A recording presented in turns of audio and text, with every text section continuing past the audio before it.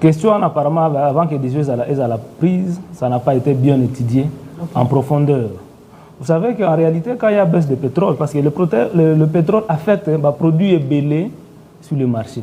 Ça ne devrait pas être seulement le prix des carburants qui allait baisser. Même, on pouvait sentir aussi la baisse de prix sur le bien qui constitue le panier du ménageur. C'est pour bientôt. Non, s'il vous plaît, madame. Non, s'il vous plaît, s'il vous plaît. Ce dont vous attendez, c'est par rapport aux baisses de taxes sur les denrées alimentaires.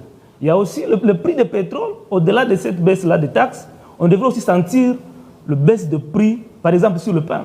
Parce qu'il y a beaucoup de boulangeries qui utilisent les groupes électrogènes qui fonctionnent avec le carburant. Beaucoup de biens viennent par bateau qui utilisent le carburant. On devrait sentir le baisse de prix dans beaucoup de choses. Seulement que, apparemment, on ne veut pas nous le dire, il y a malentendu, il n'y a pas boyokani, s'il faut dire comme ça, entre l'État congolais et le distributeur de produits de pétrole. Vous savez, il n'y a pas longtemps, si vous vous rappelez, lorsqu'on a connu une crise encore de pétrole ici, pour qu'il y ait entente entre le gouvernement et les pétroliers, il a fallu au ministre de l'économie de son temps, Vital Kamerhe, d'ajuster encore le prix vers la hausse. Vraiment. C'était pour créer l'équilibre entre le prix et la subvention que l'État devrait donner. Parce que la subvention que l'État donne, ce n'est pas que c'est chaque mois que l'État paie cette subvention-là. L'État attend qu'une dette puisse s'accumuler en termes de millions, de centaines de millions de dollars pour payer. Et cela a des conséquences énormes sur le budget de notre pays. Parce que c'est une dépense qui n'était pas prévue, qu'on vient imposer au budget et que l'État doit payer.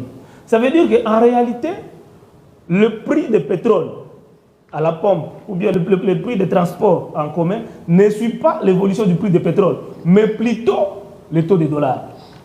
Parce que le chauffeur, à la fin de la journée, doit donner le versement en dollars au patron du bus. Le chauffeur doit toutes ses consommations. Parce que vous êtes sans oublier que notre économie, c'est une économie fortement dollarisée. Toutes les consommations que nous faisons aujourd'hui, c'est en termes de dollars. Alors, si on ajustait un peu les dollars, si on revoit le taux de dollars à la baisse, c'est ça ce qui peut avoir de l'influence sur le prix de pétrole. Parce que les chauffeurs, ils ont un commerce. Ils ont commerce. Ils ont boula, ils ont carburant. Ils ont versement. Et puis, il faut laisser moi banana. Un autre élément qu'il faudra évoquer. Il n'y a que les particuliers qui ne sont pas aussi nombreux qui offrent le transport. Oui. Tandis que la demande de transport elle est très élevée. Considérons le matin quand il faut descendre à ville, à Lupin ici.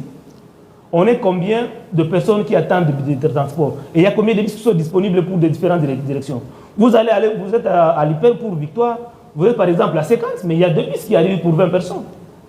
Et quand les chauffeurs voient, c'est un principe économique. C'est un principe économique. La loi de l'offre et de la demande. Lorsque l'offre est supérieure, ou bien lorsque l'offre est inférieure à la demande, le prix automatiquement va augmenter. Il est seul sur le marché, il impose son prix. En plus, à Kinshasa, avec le taux de démographie que nous avons aussi galopant, nous n'avons qu'un seul moyen de transport, le transport routier. Qu'en est-il avec le transport, les 13 urbains? Parce qu'il y avait ces moyens de transport-là, ça pouvait alléger sur les transports routiers. Malheureusement, il n'y en a pas. Et tout ça joue sur le prix des transports. Si on avait des sociétés comme transport, par exemple, à Lukunga, il y a une société de transport propre pour Lukunga, une société de transport propre pour Tchang, une société de transport propre pour Funa. Ouais. Et ces transports-là, leur prix va se répercuter sur le prix des transports en commun. Nous avions vécu cette expérience lorsque le transport était en train d'arriver. Oui. Le transport était de 500 francs. Oui. Et les 207, les taxis, tous ont suivi le prix là. Parce que les gens n'avaient plus besoin d'aller dans les 207. Parce qu'à 5 minutes, il y avait un bus de transport qui arrivait. Aujourd'hui, vous pouvez arriver à l'arrêt, vous faites même 30 minutes, il n'y a pas de bus. Quand un bus arrive, il impose son prix. Aussi, moi je me demande si ceux qui nous gouvernent comprennent ça. Le ministère sont interdépendants. Le prix des transports en commun, normalement, on doit travailler d'une façon sectorielle entre le ministère de l'économie, le ministère des transports, le ministère des hydrocarbures. Mais quand on parle de transport à Kinshasa, on voit seulement le ministère des transports. Alors que ce n'est pas le ministère des transports qui fixe le prix. C'est plutôt le ministère de l'économie qui fixe le prix des biens et des services, y compris les transports. Le transport est là pour maintenant mettre en pratique le prix décidé par le ministère de l'économie. Là, je parle de ministère de l'économie de la province. Mais tu as déjà une grille tarifaire, qui déjà depuis moi, je gouverneur Ngobila, a déjà grille tarifaire. C'est ce que je dis. Et il faut aussi rappeler que chaque gouverneur qui arrive propose une grille tarifaire, mais qui ne sont jamais respectées.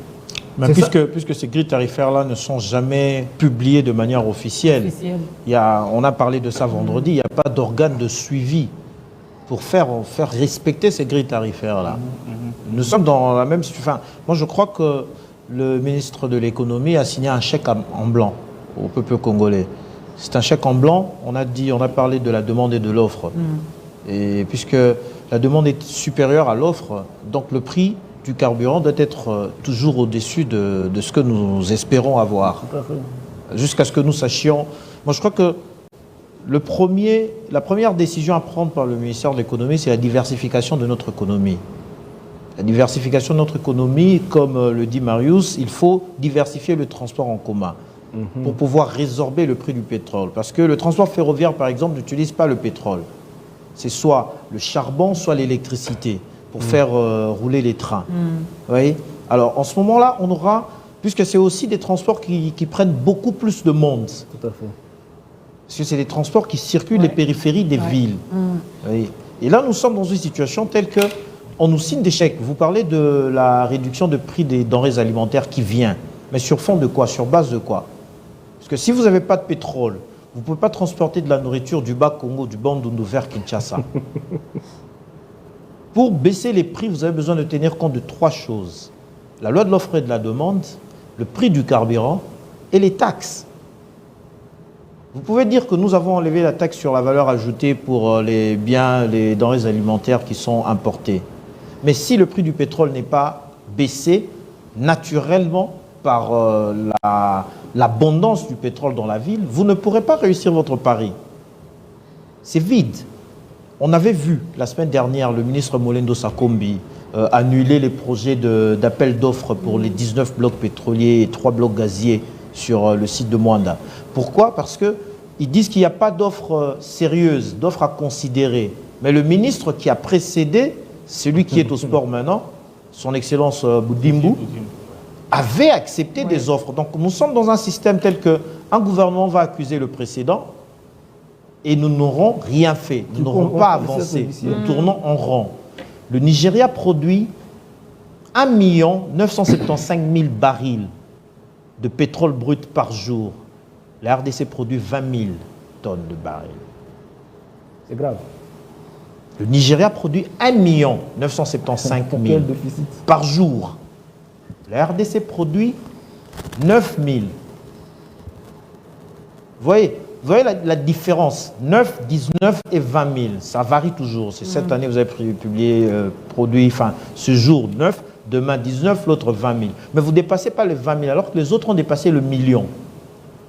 Alors que nous avons un potentiel de produire 20 milliards de barils de pétrole par an. Ce qui fait qu'aujourd'hui, sur la liste des pays producteurs de pétrole, nous sommes entre 64e et 70e. Mais le gouvernement, que je trouve populiste, vient et dit aux gens que nous allons baisser les prix. Ouais. Nous allons baisser le prix du pétrole, nous allons baisser le prix des aliments, mais sur fond de quoi dans la réalité du mécanisme économique? Sur fond de rien. C'est ça que je voudrais ajouter. Parce que la baisse de prix des biens et services dépend aussi de l'offre qu'il y a sur le terrain. Ouais. Le gouvernement n'a pas besoin de mécanismes économiques comme il a de le faire aujourd'hui. Il suffit seulement, si on produisait abondamment sur le plan local ici, cela aura des répercussions sur les produits qui viennent de l'extérieur. Naturellement. Et du coup, les Congolais vont commencer à demander les produits locaux que les produits qui nous viennent de l'extérieur. Et les produits locaux ici, le prix ne sera pas élevé parce qu'il n'y a pas le droit de douane qui est dessus, il n'y a pas le transport qui est dessus, et autant de choses qui font hausser le prix des biens et services. Et donc, on devrait commencer par booster notre économie. Au début, comme ça peut sembler difficile aux Congolais. Ça peut faire mal aux Congolais de supporter la période là de transition pour préparer la production locale. Mais on doit accepter ça. Ceux qui sont là, ils ne sont pas en train de comprendre cela et ils nous laissent tourner à rond. Nous sommes à mesure dans notre pays. Par exemple, je prends seulement la province du Nord Kivu et à mesure de nourrir toute la RDC. Je dis bien toute la RDC avec des produits diversifiés. Et le reste des produits venant dans notre province, les exposer à l'exportation, vendre à l'extérieur. Et quand nous vendons à l'extérieur, vous savez combien notre monnaie sera embellie? Notre monnaie prendra de la valeur. Parce que notre monnaie sera maintenant demandée. Parce qu'au jour d'aujourd'hui, Mme Dorcas Kapinga, la monnaie congolaise n'est demandée que par des Congolais à l'interne. Et des Congolais, quand ils ont la monnaie congolaise, ils cessent d'abandonner la monnaie congolaise et garder les dollars. Moi, dans ma poche, 10 dollars peut faire 2 jours, 3 jours. Mais difficilement, 20 000 francs, faire une journée ou bien plus de dans ma poche. Ouais. Ça veut dire que la monnaie congolaise, les francs congolais, n'est plus une unité qui garde la valeur. Ouais. Et donc, c'est cela le problème. Mais moi, je pense que ceux qui doivent produire quantité belée à pétrole, et pas en habitude, c'est ce qu'on a dit. Ntélé wana mobimba mabé na za pétrole na pétrole. Auto ça l'habitude. Bande ko moyenne ni on habite. Je sais que tu connais l'histoire. Né na buka banda ko beblo mususu pour récupérer pétrole les ana sama belé. Ceux qui ont ba machine, ba matériel eux ko permettre à biso. Ko bino limsanga mama ko bino ko kena na konka na ninga soki. Kaka soki. On n'est pas compris. Et pour soki. Ah bon ngabo buka banda. Sachant que vous avez un matériel T, mais soki. Parce qu'il y a un Soki là. Pour ajouter à Soki, en fait, ce qui me fait mal, c'est de voir, vous avez parlé tout à l'heure du ministre de l'économie passé, qui était le professeur Vital Kamerhe, qui est aujourd'hui président de l'Assemblée nationale. Mais il faut savoir que c'est un élève du PO, du professeur ordinaire, aujourd'hui ministre de l'économie, Daniel Mukoko Samba. C'est que Daniel Mukoko Samba a donné cours à Vital Kamerhe.